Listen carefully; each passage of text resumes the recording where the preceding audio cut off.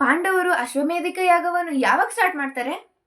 ಯಾಗದ ಮುಖ್ಯ ವಿಧಿಯಂತೆ ಒಂದು ಬಿಳಿ ಕುದುರೆಯನ್ನು ಬಿಡಲಾಗುತ್ತದೆ.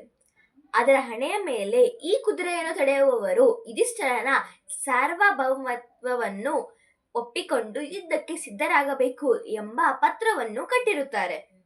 ಕುದುರೆಯ ರಕ್ಷಣೆಗಾಗಿ ಅರ್ಜುನ ಗಾಂಡೀವ ಧನಸ್ಸನ್ನು ಹಿಡಿದು ಚತುರಂಗ ಬಲದೊಂದಿಗೆ ಹೊರಡುತ್ತಾನೆ. ಕುದುರೆಯು ಹೋದ ಕಡೆಯೆಲ್ಲ ಭೀಕರ ಯುದ್ಧಗಳು ನಡೆಯುತ್ತವೆ. ಹೌದು, ಈ ಕುದುರೆ ಯಾವ ಕಡೆ ಹೋಗುತ್ತೆ? ಮೊದಲು ಕುದುರೆ ತಿಗರ್ತ ದೇಶದ ಕಡೆ ಹೋಗುತ್ತೆ. ಯುದ್ಧದಲ್ಲಿ ಸತ್ತ ಸುಶರ್ಮನ ಮೊಮ್ಮಕ್ಕಳು ಅರ್ಜುನನನ್ನು ಸೋಲಿಸುತ್ತಾರೆ.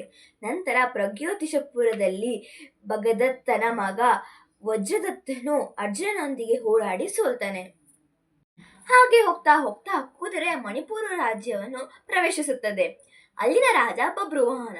ಅವನು ಬೇರೆ ಯಾರೂ ಅಲ್ಲ, ಅರ್ಜುನ ಮತ್ತು ಚಿತ್ರಾಂಗದೆಯ ಮಗ. ಅವನು ತನ್ನ ತಂದೆಯನ್ನು ಗುರುತಿಸಿ ಗೌರವ ನೀಡಲು ವಿನಯದಿಂದ ಹೋಗುತ್ತಾನೆ. ಆದರೆ ಅರ್ಜುನನ ಇನ್ನೊಬ್ಬ ಪತ್ನಿಯಾದ ನಾಗಕನ್ಯೆ ಉಳುಪಿಯು ಬಬ್ರುವಾಹನನ್ನು ತಡೆದು, ಕ್ಷತ್ರಿಯನಾದವನು ಎದುರಾಳಿ ಯಾರೇ ಆಗಲಿ ಯುದ್ಧದಲ್ಲಿ ಎದುರಿಸಬೇಕು ಹೊರತು ಶರಣಾಗಬಾರದು ಅಂತ ಹೇಳ್ತಾಳೆ. ಇದರಿಂದ ಪ್ರೇರಿತನಾದ ಬಬ್ರುವಾಹನ ಕುದುರೆಯನ್ನು ಕಟ್ಟಿ ಅರ್ಜುನನೊಂದಿಗೆ ಯುದ್ಧ ಸಾರ್ತಾನೆ. ಅಯ್ಯೋ, ಈಗ ತಂದೆ ಮಗನ ನಡುವೆನೆ ಯುದ್ಧನಾ? ಇಬ್ಬರಲ್ಲಿ ಯಾರು ಗೆಲ್ತಾರೆ? ತಂದೆ ಮಗನ ನಡುವೆ ಒಂದು ಭೀಕರ ಮಹಾಯುದ್ಧವೇ ನಡೆಯುತ್ತೆ.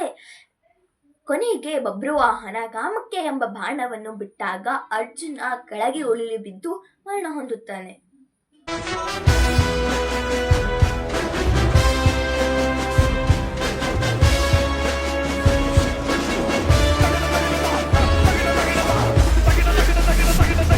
ಆದರೆ ತಂದೆಯನ್ನು ಕೊಂದ ಅಪರಾಧ ಪ್ರಜ್ಞೆಯಿಂದ ಬಬ್ರುವಾಹನ ಪ್ರಾಣತ್ಯಾಗ ಮಾಡಲು ಸಿದ್ಧನಾಗುತ್ತಾನೆ.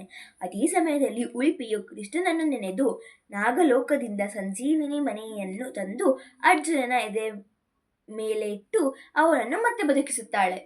ಇಲ್ಲಿ ಅರ್ಜುನ ಭೀಷ್ಮರನ್ನು ಶಿಖಂಡಿಯ ಮರೆಯಲ್ಲಿ ಕೊಂದಿದ್ದ ಶಾಪಕ್ಕೆ ಪ್ರಾಯಶ್ಚಿತವಾಗಿ ಸತ್ತು ಮತ್ತೆ ಬದುಕುತ್ತಾನೆ.